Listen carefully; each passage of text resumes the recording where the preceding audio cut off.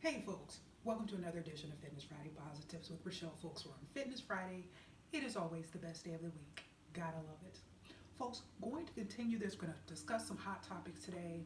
Going to throw in some smidgens and certainly a theme of adversity and overcoming adversity and persevering and the importance of resilience. But some people are inspired by we all have different sources and forms of inspiration. Now, I can share case studies like I did last week when I shared some of the background information and highlighted a portion of an article, a Sports Illustrated article from September 2022 on Joe Burrow, the current quarterback of the Cincinnati Bengals and former title-winning championship quarterback for the LSU Tigers. So we all have various forms and fashions in which we are inspired. And some people, like myself, I draw a lot of inspiration from music. That is certainly true. And so adversity and overcoming adversity, when you think about that particular theme and how that certainly surfaces and resurfaces regardless of the decade, regardless of the genre, just a very, very common theme, even in music. Remember the old hit, "Every rose has its thorn." So you just have to remember, no life is untouched by adversity, folks. And so you'll be pleased to know as I start out the SWOT analysis. And you can see I had it laminated. So I changed the color and I had it laminated. So I will be rocking this, for years and years and years to come. And so for those folks, just want to provide a little background information on it. In case someone's not familiar with the SWOT analysis, strengths and weaknesses are internal, opportunities and threats are external.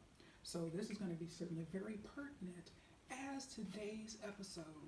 I'm revisiting marketing. I talk about some fitness marketing here and want to, as always, highlight some non-fitness industry examples of marketing and what we can see. So when we think about, I don't want to turn this into a whole discussion of an episode on economics, macroeconomics, or anything like that, but just quickly.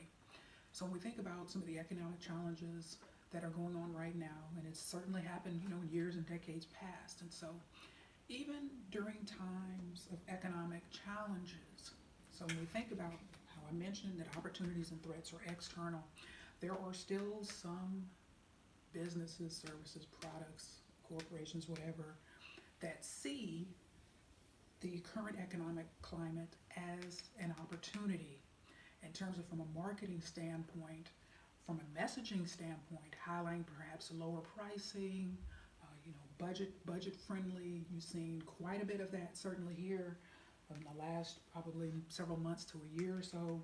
A lot of messaging around budget friendliness, lower prices, yada, yada, yada. And so I wanted to highlight that, point that out because, and these Chase direct mail pieces that have come, I have highlighted these for years on Fitness Friday Posi-TIPS is a certainly very consistent example of direct mail that they've certainly been doing this for years and years and years.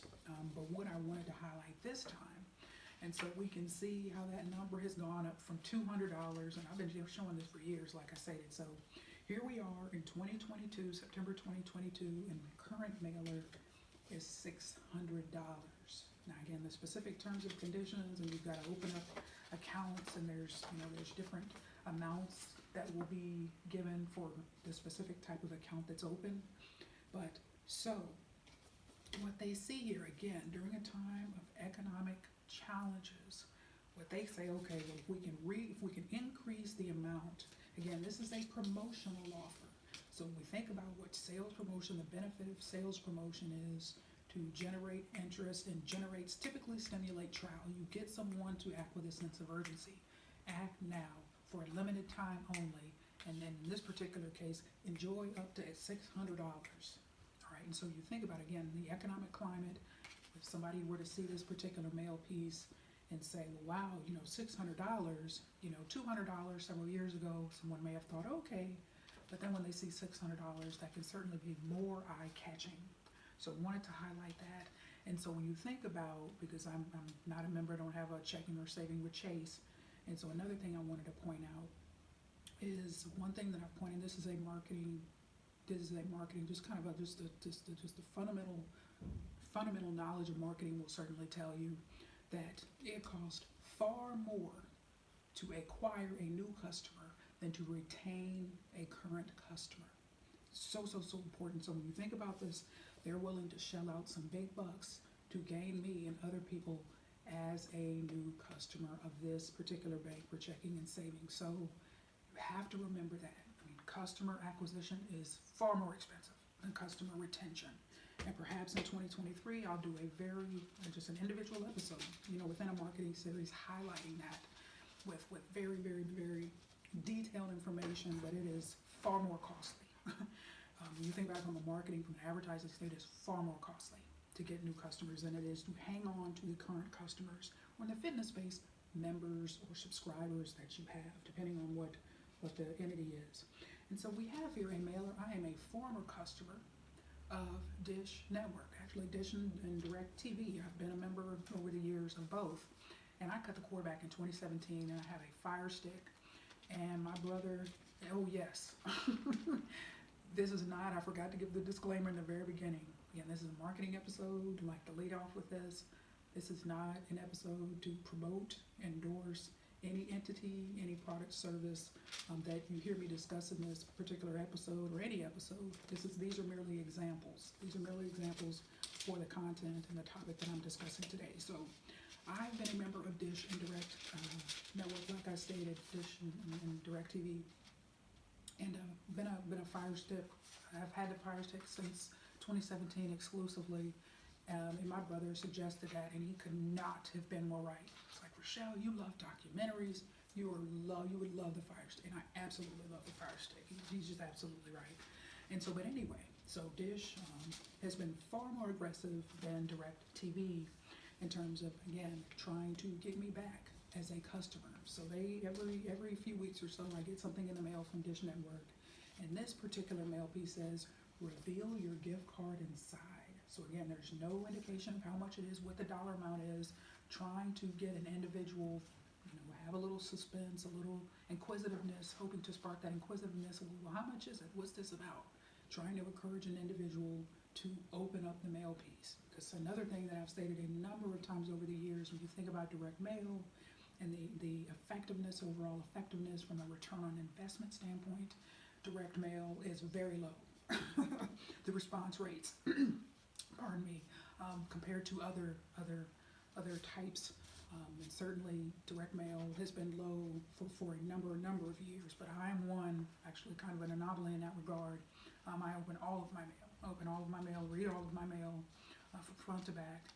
But anyway, so with a $400 prepaid gift card promotional offer, they want to get me to come back. You're approved for the best of live TV and on demand and streaming. But anyway, so see, again, so yes, I've been a member, I've been a customer of Direct and Dish before, but again, to reacquire a past customer, getting very, very aggressive promotional offer, $400 prepaid gift card, very, very, very common. So that certainly from a marketing standpoint, but certainly from a budgeting standpoint, it's just far more effective.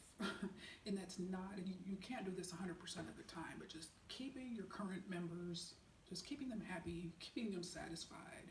It's just far more important, because again, it's just far more expensive to try to reacquire past customers, or those in this particular case in the fitness industry with lapsed memberships or lapsed subscriptions, whatever the case may be. Certainly gaining new ones is far more expensive. So just think about your current customers and members and subscribers. So important.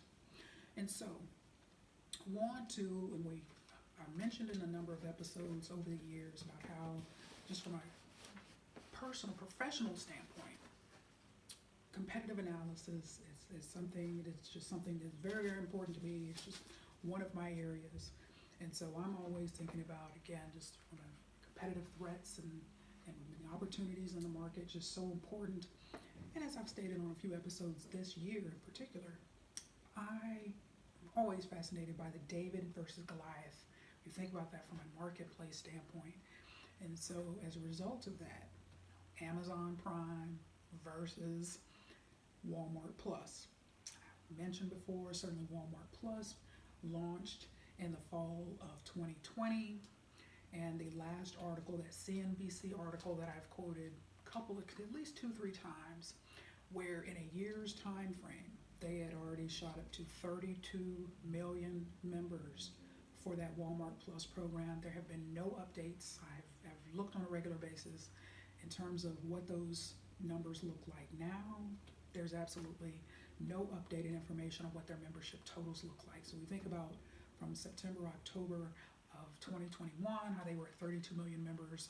I can just only imagine what that number is like now, because from a marketing standpoint, they have been very aggressive in the last year from a marketing standpoint, highlighting their Walmart Plus program in store, online, TV ads. Because when you think about, Walmart just overall in particular, so we think about just not even during times of economic challenges or inflation or anything like that, and certainly years and decades past, Walmart's been around for decades. So when you think about the late founder, Sam Walton, and so we think about some of the values and from the mission, and certainly the EDLP, everyday low pricing strategy. And then that's been a strategy from day one. I mean, they are known for that everyday low pricing, very, very pricing driven retail, very pricing driven, retailer has been for years and years and years. And so Sam Walton founded the chain on that concept, on this premise that just having low prices would be beneficial for customers on a daily basis.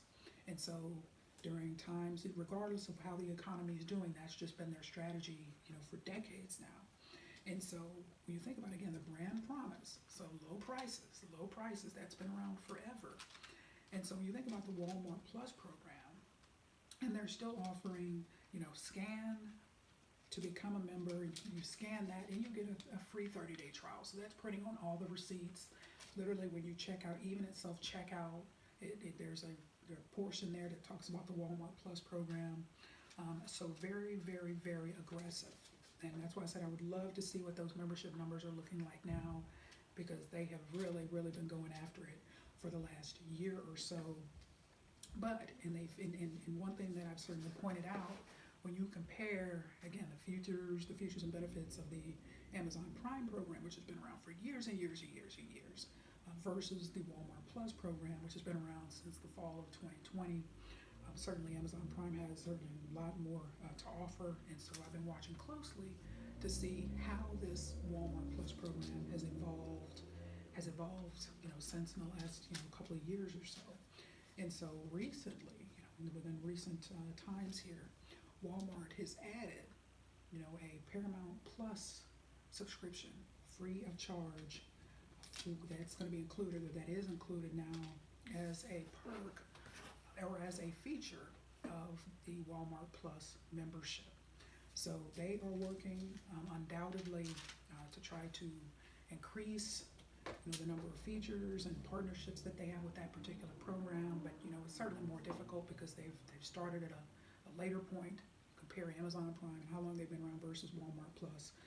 But so anyway, Walmart Plus is certainly gas benefits in terms of getting cents off per gallon. There's a lot of different things that each of them offer, and don't want to spend too much time into that. But that's certainly a David versus Goliath matchup that I enjoy following and enjoy studying. And so I've got a couple of non-fitness industry examples here. And so before I move on into the fitness marketing discussion, so what we see here, Little Caesars, so a hot and ready, a regular pizza box, but this is specifically branded hot and ready. But what you can see here is now Little Caesars, official pizza sponsor of the NFL. And so we think here for the few months of the year in which the NFL or National Football League season is going on, they have a partnership. So you see their ads and things like that during football games. And so that is a marketing sponsorship that is certainly, again, you think of the ads on TV during a game, that certainly does prompt people to call and order pizza or order for pickup to have it delivered or for for pickup. But anyway, so that is certainly a seasonal sponsorship, where certainly Little Caesars, that is a pricey sponsorship. You're talking about dealing with the NFL, but also in terms of the potential for increased revenues and things like that. This is certainly there for the few months of the year where the NFL is on, the season is ongoing and remaining strong. All right, and then another example here I wanted to show you is a box that I recently received. So just to disclose, I am a member of Amazon Prime. I am not a member of Walmart Plus. Had a trial of Walmart Plus, but did not move forward with a membership. But rest assured, they continuously reach out to get me to become a member. Rejoin is what they call it. Rejoin Walmart Plus. And so what we see here, this is certainly new for this season, Thursday night football. Only on Prime Video. Only on Prime Video. So again, a very expensive endeavor from Amazon's perspective and certainly pocketbook. But when you think about the exposure, the potential exposure that they get now from having exclusive rights to Thursday night football, they'll be able to promote, their product, services, things like that. Certainly Amazon Prime program, Prime Video, and so there's just a lot wrapped up into that particular certainly partnership and them owning the rights to that. So just wanted to highlight that. And again, from just a pure marketing standpoint, now again, from an advertising something awareness, they have to increase awareness to make sure their own members are aware. Hey, this is now a benefit for Amazon Prime members. You can watch Thursday night football only on Prime Video. Only on Prime Video. So wanted to highlight that. So we are going to move forward now on into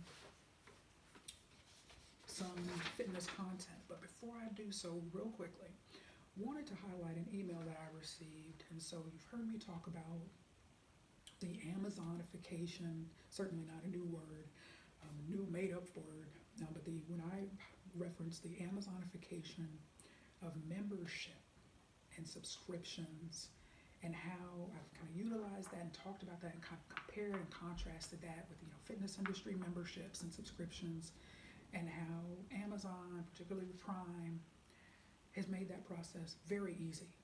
You want to sign up for Prime, click a button. You want to cancel Prime, click a button. Very clean, very easy process. And so I'm a subscriber. I'm a subscriber to several newspapers here in the U.S., but one of them I'm subscribed to is the Washington Post. And so the Washington Post, to disclose, is owned by Jeff Bezos, of Amazon, founder of Amazon. And so I received this email Sunday, September 4th, 2022. And so it just goes on to state, and I just want to read it because it just points to this fact of, from a consumer behavior standpoint. So when you think about how I talked about the Amazonification, particularly of the cancellation process, click a button, you're done. Membership canceled, done. It's over. And so you think about, this is the first time I've ever seen it in all the years I've been subscribing in various parts of the U.S. to different newspapers, that I have received an email like this. Actually, it's the second year in a row I've received the same email, because I've been a subscriber of the Washington Post. Next month it'll be 2 years. But the email goes on to state, "Hi Rachelle, we wanted to thank you for being a subscriber. We couldn't do important work without your support. This is a friendly reminder that your all-access digital annual subscription will automatically renew on 10/4/2022. Unless you cancel before 10/4/2022, you will be billed $100 USD plus applicable sales tax for your next year of unlimited access to our trusted and award-winning journalism. You may cancel, and there's a clickable link for that word cancel. You may cancel in your account settings prior to your renewal date to avoid future charges. No refunds are available for partial periods unless required by law." And so you see, even from a newspaper standpoint, newspaper subscription standpoint, how easy they make the process to cancel. And so, like I said, this is for a number of different newspapers over the years, and I've never seen one, like the WAPO or Washington Post, that alerts you, hey, your subscription's about to end. Do you want to cancel? Do you want to move forward? Do you want to renew? Here's the price. Everything's very clear. And so, again, from a consumer behavior standpoint, so think about this. So if somebody is a subscriber to the WAPO and they also subscribe to other papers, so again, a consumer behavior standpoint, where consumer behavior is certainly impacted by all of a sudden a person may subscribe to 6 newspapers, and then all of a sudden they say, okay, well, the Washington Post makes it so easy for me to cancel. I know where I stand, yada, yada. What are these other newspapers doing? What are these other newspapers doing? And so the same is true for, other types of products and services. So consumer behavior is such an important piece. You think about, particularly in the cancellation space, to where if the process is made easier in one sector, the expectation by consumers can certainly increase in terms of expecting and having higher expectations of that process being easy. And so that just carries over into other endeavors in which an individual may be, involved in their life. But I just wanted to highlight this as a newspaper example of how Jeff Bezos, who makes it easy to cancel Amazon Prime, also makes it easy to cancel a subscription of his newspaper.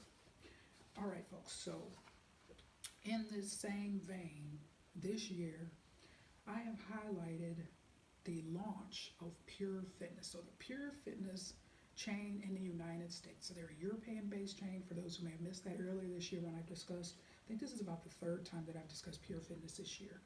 So I received another email from them, and I printed these out in the interest of time.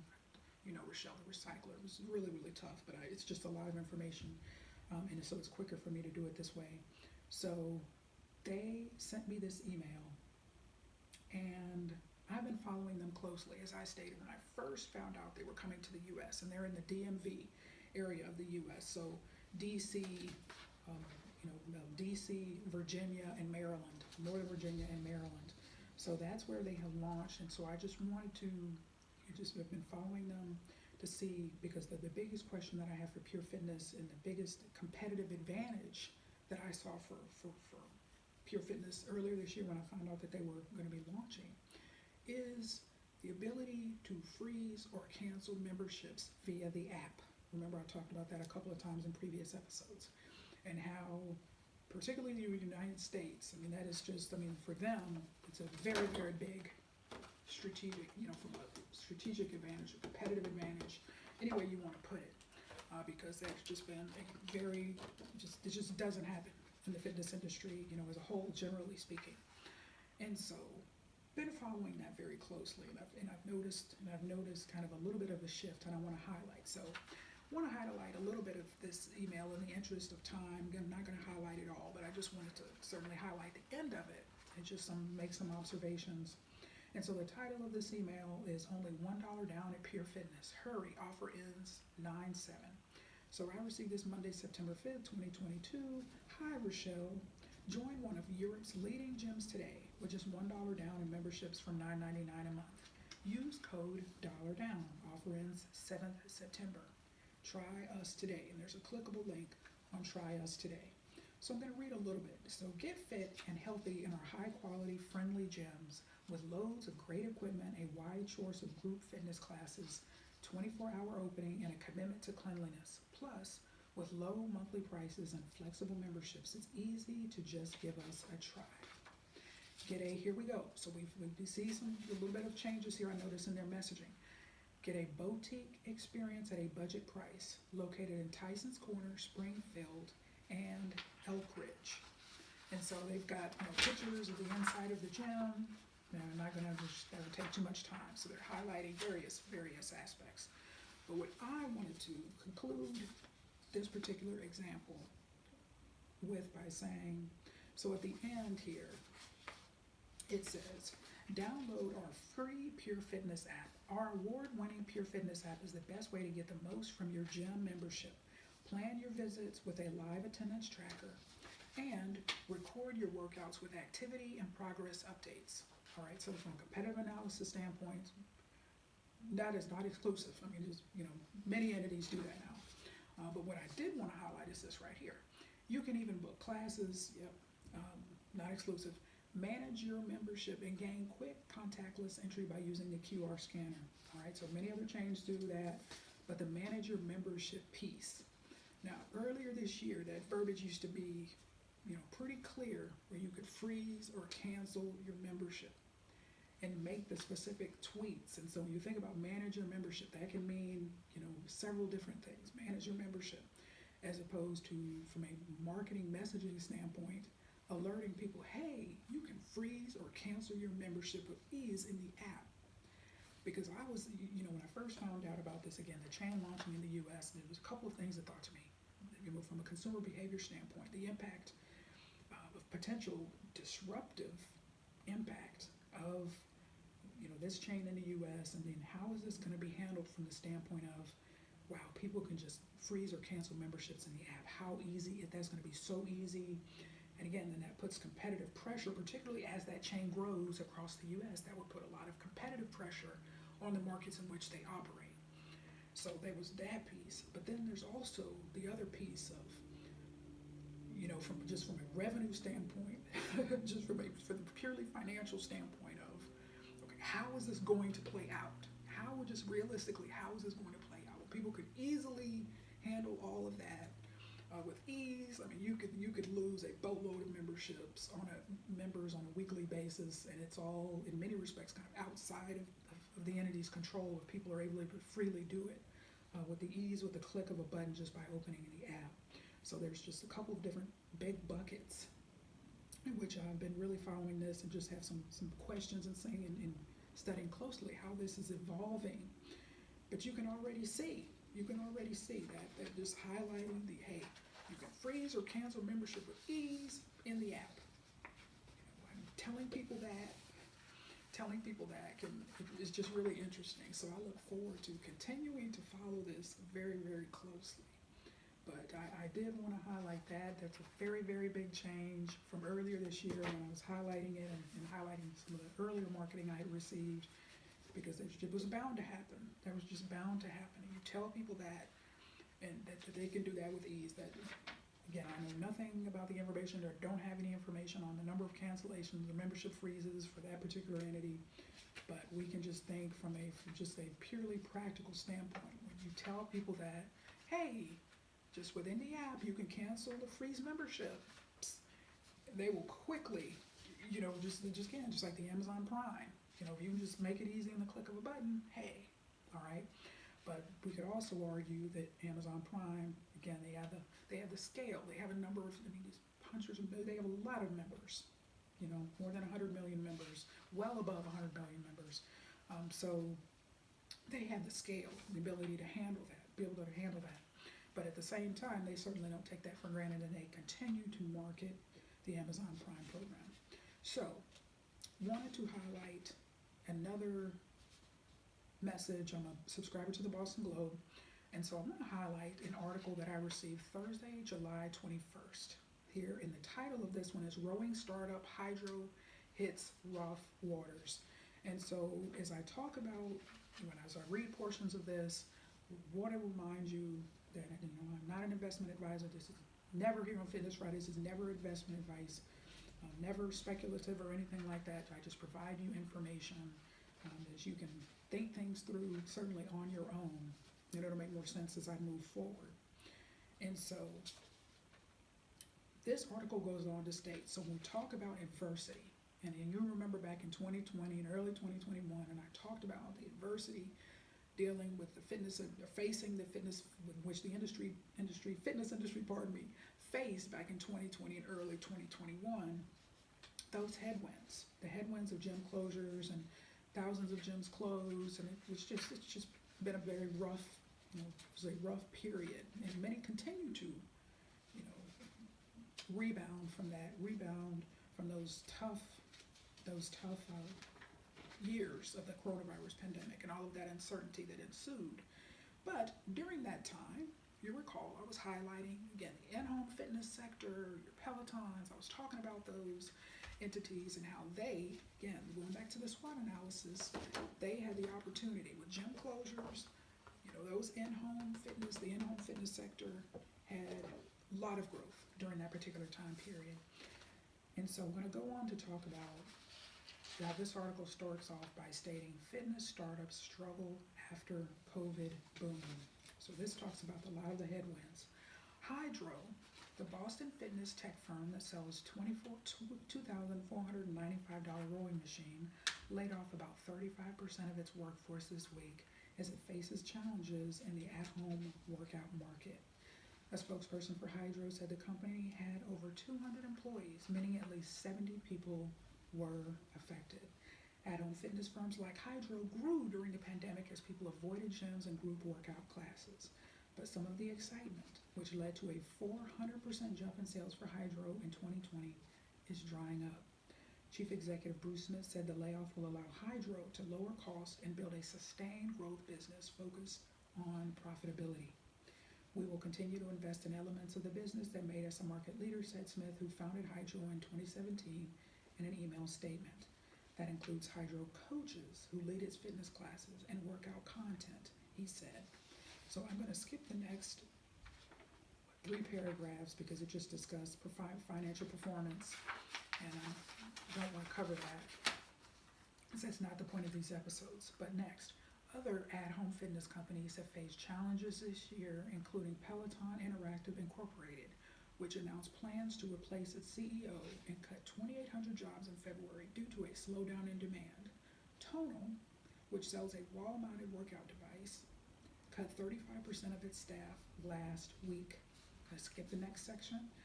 The source with knowledge of the Hydro layoff said it came as a surprise to employees. They said the writing was on the wall for firms like Peloton, which hired thousands of employees during the pandemic. Tonal, meanwhile, had increased its headcount to 750.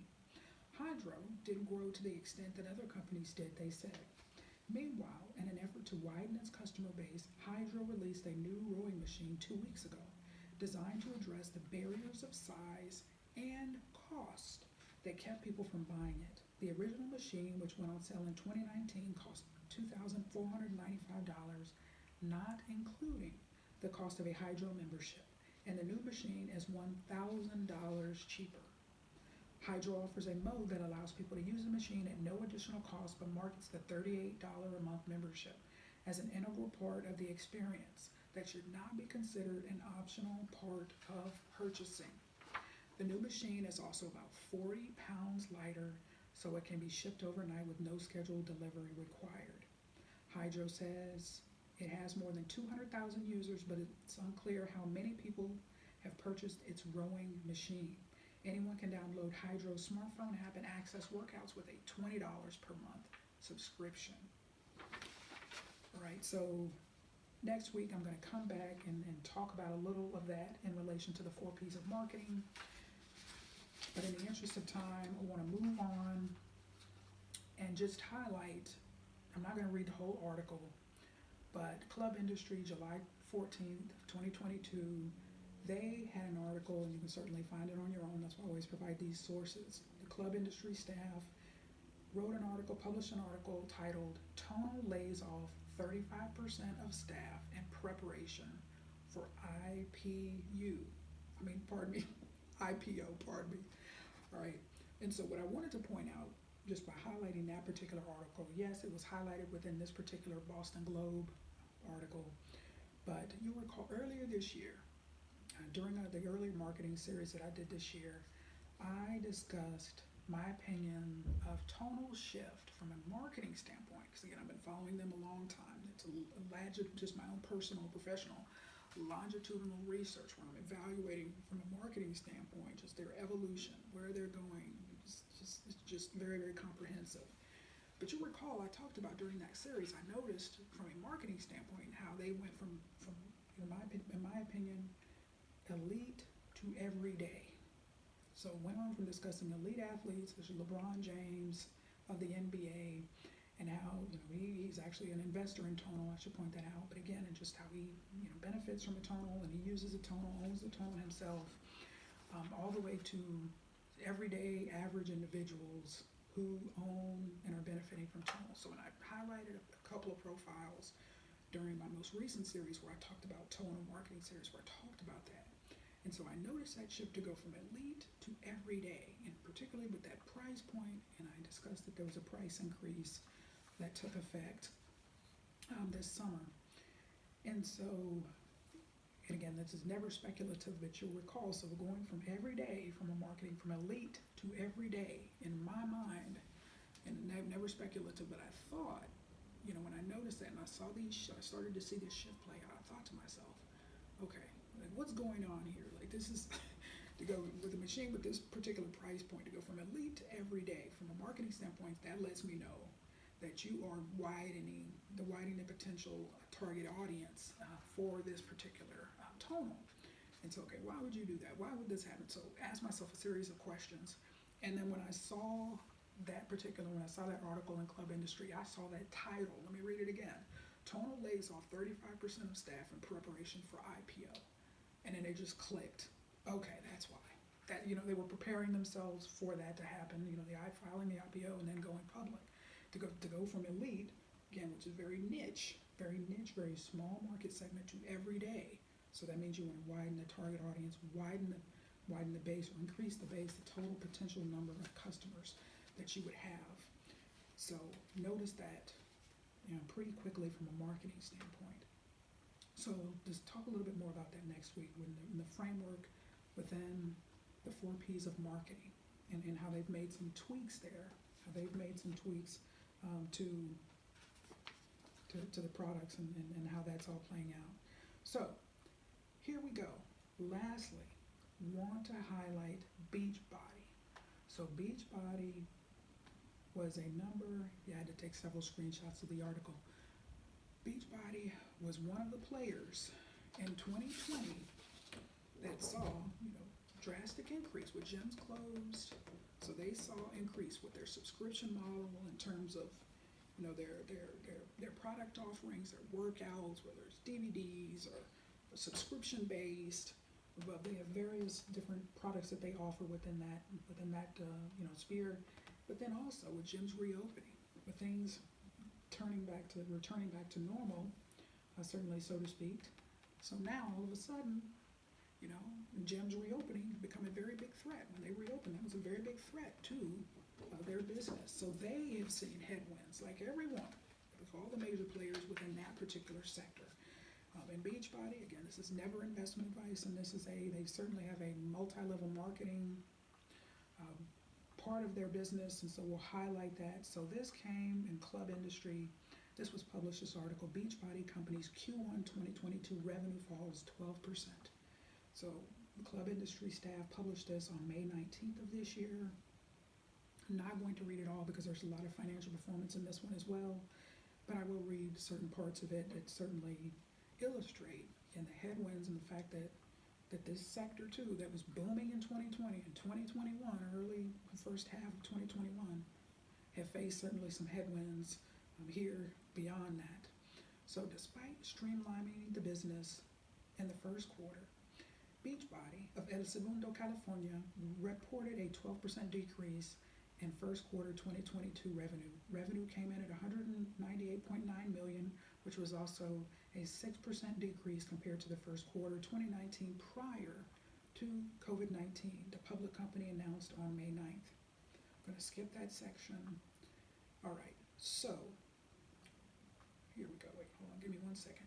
As part of its streamlining measures, Beachbody implemented a one-brand strategy that, along with its post-merger technology integration efforts completed in 2021, allowed the company to reduce headcount by approximately 10% in first quarter 2022.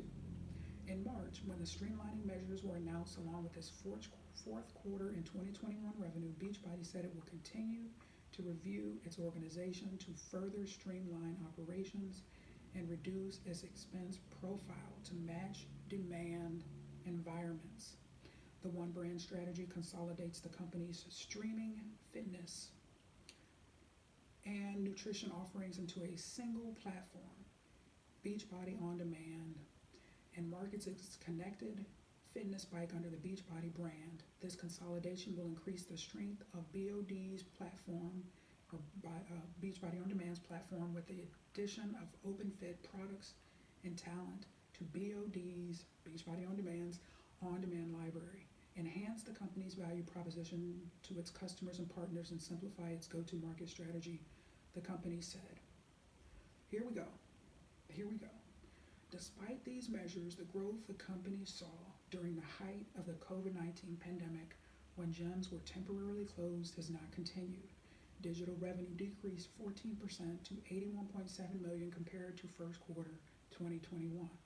The company had 2.46 million digital subscriptions, a 10% decrease compared to 2021, but a 48% increase compared to 2019. Digital retention also decreased to 95.6% month over month, which was a 20 basis point decrease compared to 2021, but a 60 basis point increase compared to 2019. So we're going to skip that. We're going to skip that section and want to highlight this last portion. There's a lot of financial performance. I did not want to cover all that. Beachbody's nutrition and other revenue came in at $97.7 million, a 25% decrease compared to first quarter 2021. Nutritional subscriptions were 0.30 million compared to 0.42 million in 2021 and 0.38 million in 2019. Digress here quickly. And so when we think about the nutritional subscriptions, so that's you've heard me talk about this earlier this year. They're a multi-level marketing arm where they're selling, shakes, and they have an army of distributors around the country selling those nutritional supplements and those type of things. So that's that segment that has been drastically increased. That's part of that nutrition business. So I wanted to highlight that separately, so you'll understand that again with gyms reopening, particularly the larger chains that offer their own supplements and things like that. So again, that's all a threat to now this particular entity or Beachbody's business. Despite these numbers, and the final part I'm going to highlight, despite these numbers, Beachbody co-founder, chairman, and CEO Carl Deichler said he was pleased by the results because they were ahead of the company's guidance, and the company showed strong growth compared to its 2019 pre-COVID baseline in the areas of total digital and nutritional subscriptions. So that's all I'm going to highlight for Beachbody, and I'm going to give myself an own hand clap. So I worked hard to be objective in that, because you know how I feel about multi-level marketing companies that were involved in that type of business setup, and covered that article objectively. Because Beachbody has a pretty large arm there of that multi-level marketing segment. But just wanted to conclude this particular episode by highlighting again the adversity. So in 2020, gyms were closed. There was a lot of uncertainty in that. Those entities thrived. And the at-home fitness segment, again, Beachbody On Demand and Peloton and players like that did really well.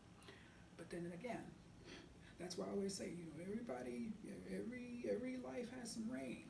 There's adversity for all of us, regardless of who you are or what entity we're talking about. Okay, there are highs and there are lows. And so which is very important, that you remain resilient, whichever arena that you operate, folks. So that's all I have for you today. I'm going to continue this conversation next week. But until then, remember, I am positively passionate about your fitness, success, and marketing.